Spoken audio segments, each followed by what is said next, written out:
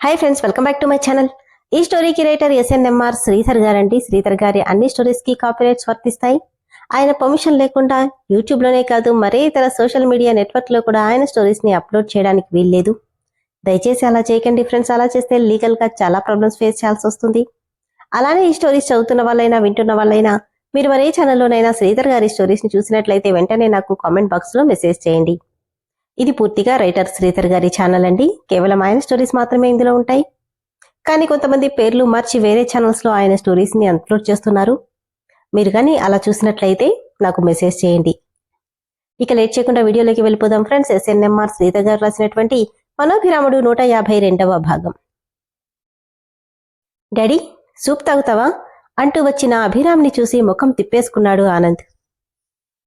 నవ్వుతూ, ఏంటి డాడ్, మీ వదిన గురించి అలా మాట్లాడానని కోపంగా ఉందా అంటే అవునన్నట్టు నిప్పులు కక్కే కళ్ళతో చూశాడు ఆనంద భూపతి. నేనన్నది నిజమే కదా డాడీ, ఊరంతా అనుకుంటుంది అదేగా అంటూ ఒక్కో పదాన్ని ఒత్తు పలుకుతున్నాడు. కంటి నిండా నీళ్లతో కాదన్నట్టు అతి కష్టంగా తలూపుతుంటే, లీవ్ ఇట్ డాడ్, తన గురించి ఎందుకులేండి, మీ అన్న చనిపోవడానికి నువ్వీ పరిస్థితిలో ఉండడానికి కారణం తను అంటుంటే కోపంగా చూస్తూ అతి కష్టంగా తల తిప్పుకున్నాడు ఆనంద్. కాదా, కాదన్నట్టు తలూపాడు.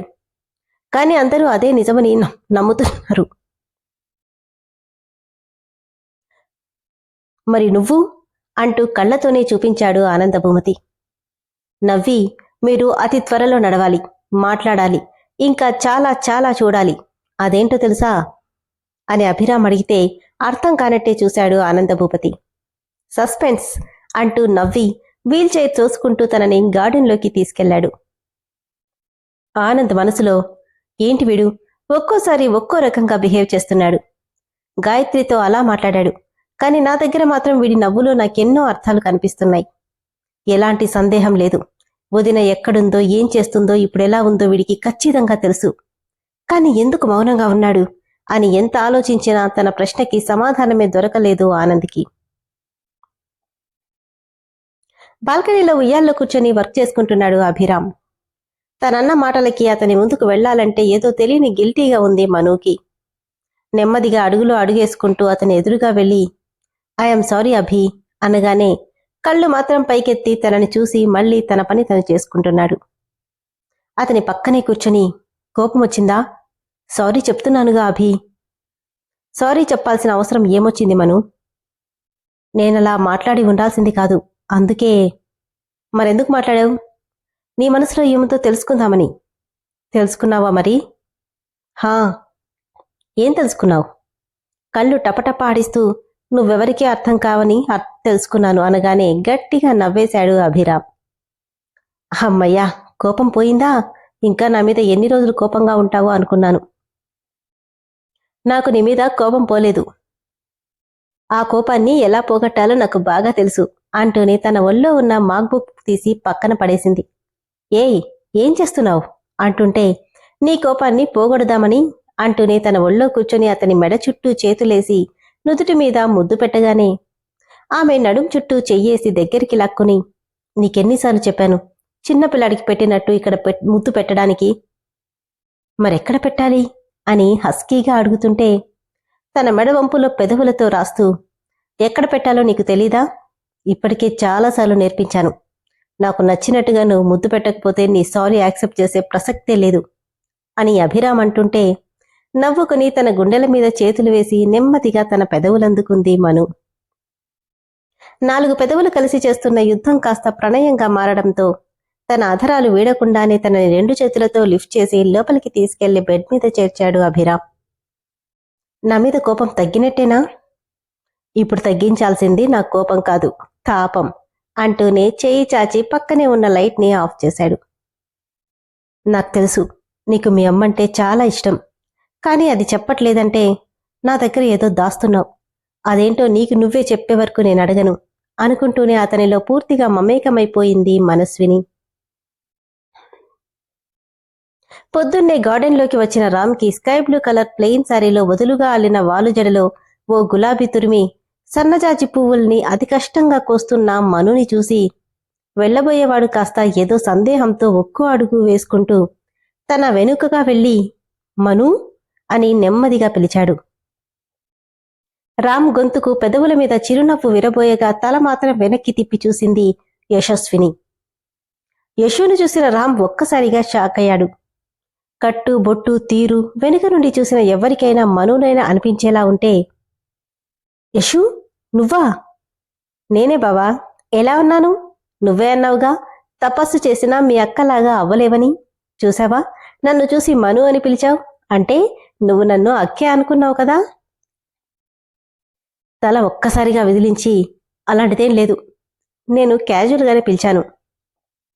అయినా తనని వదిన అని పిలుస్తాను కానీ మను అని ఎందుకు పిలుస్తాను చెప్పు అని వెళ్ళిపోతుంటే, ఆకు బావా అంటూ తన ముందు నిలబడి, నిజం చెప్పు, నేను అక్కలా లేనా అంటూ పూల సజ్జ పట్టుకుని అడిగింది.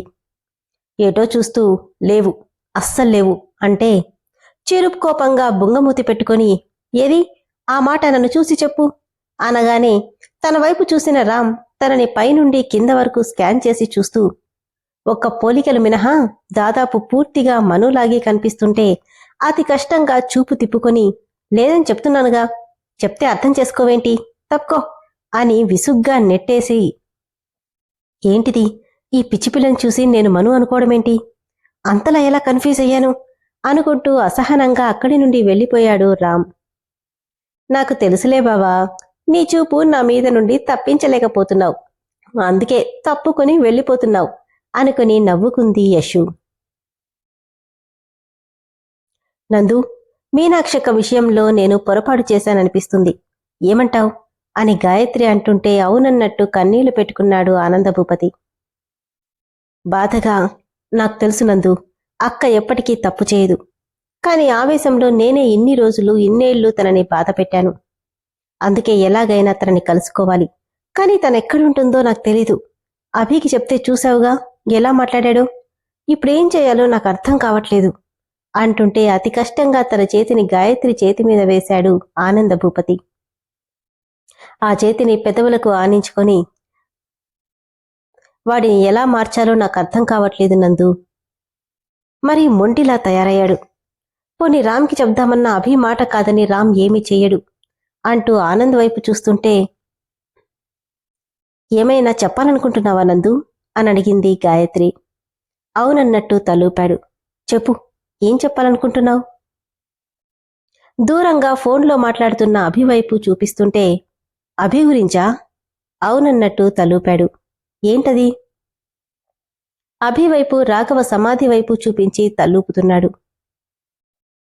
బావగారు చనిపోవడానికి కారణమెవరో అభికి తెలుసా అని ఆశ్చర్యంగా అడిగింది.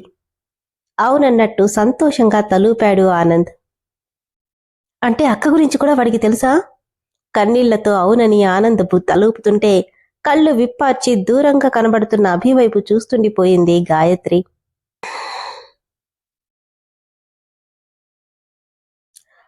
ఇప్పుడు ప్రమోద్ని కాంటాక్ట్ చేయాలంటే ఏం చేయాలి? ఎలాగైనా ప్రమోద్తో మాట్లాడాలి, కాని ఎలా అనుకుంటుంటే నెమ్మదిగా ధను గదిలోకి వెళ్ళింది వైశాలి. అతను స్నానం చేస్తుండడంతో గబగబా తన ఫోన్ ఎక్కడ పెట్టాడోనని సెల్ఫులన్నీ వెతుకుతుంటే, ఫోన్ కనిపించిందా వైషు అన్న తన గొంతుకి ఉలిక్కిపడి బెదిరే కళ్లతో ధను వైపు చూసింది వైశాలి. కళ్లల్లో కోపాన్ని నింపుకుని తన వైపే చూస్తున్నాడతను. అన్నయ్య, అది నువ్వెందుకొచ్చావో నాకు బాగా తెలుసు, నీ ఫోన్ కోసమే కదా. అంటే అన్నయ్య, అది ఫ్రెండ్కి కాల్ చెయ్యాలి. ఎవరా ఫ్రెండ్?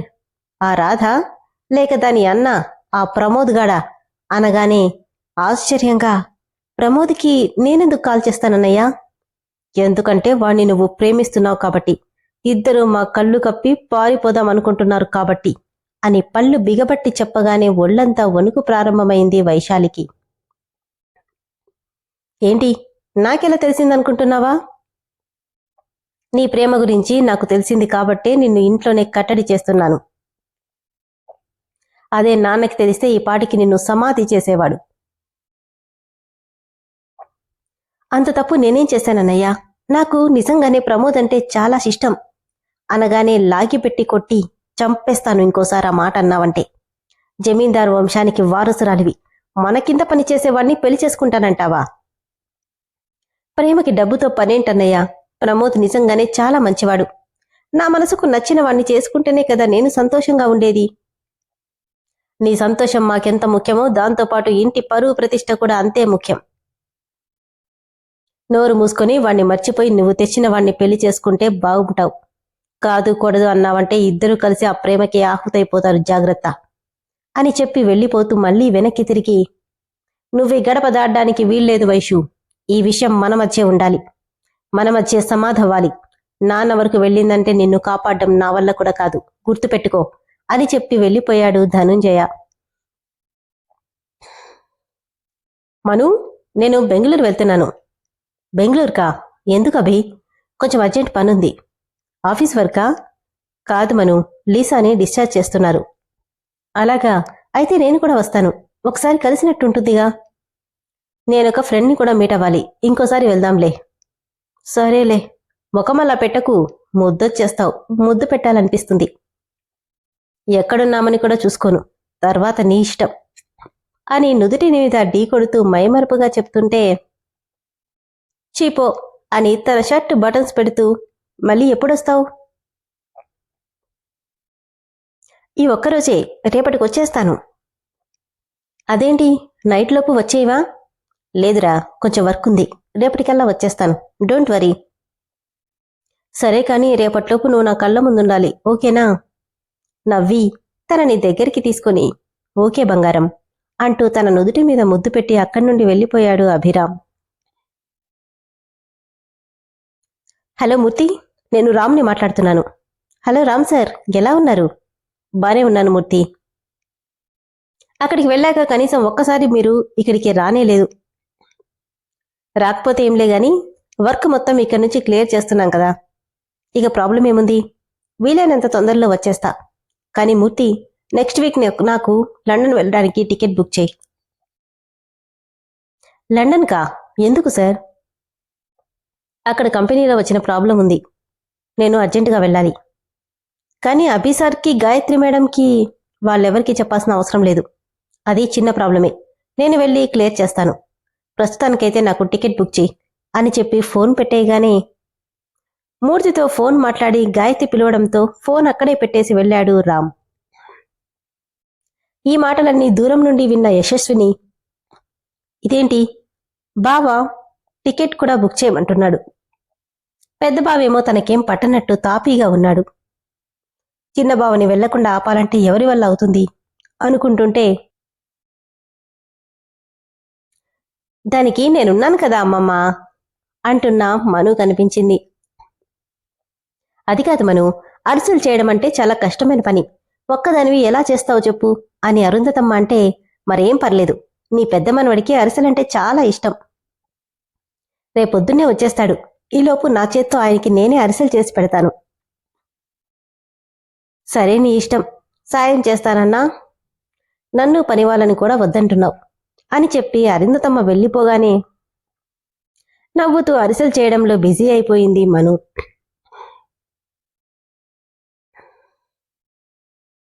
తనలా వెళ్ళగానే రూంలోకి వచ్చింది రాధ.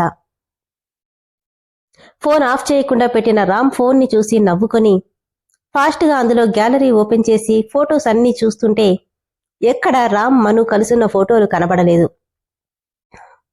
ఇదేంటి, ఫోటోలేమీ లేవు, ఎక్కడైనా సేవ్ చేశాడా అనుకుంటూనే గూగుల్ డ్రైవ్ ఓపెన్ చేసి పాత ఫోటోలన్నీ స్క్రోల్ చేసుకుంటూ చూస్తుంటే అక్కడక్కడ మనుతో దిగిన పిక్స్ కనిపించాయి.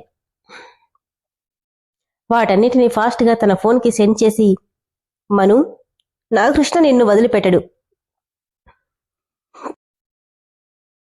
అందుకే నీకు నువ్వుగా నా కృష్ణ నుండి దూరంగా వెళ్ళిపోయేలా చేస్తున్నాను అనుకుని రామ్ ఫోన్ నుండి పంపిన మెసేజెస్ అన్నీ డిలీట్ చేసేసి ఫోన్ని యథాస్థానంలో పెట్టేసి ఫాస్ట్గా అక్కడి నుండి వెళ్ళిపోయింది రాధ.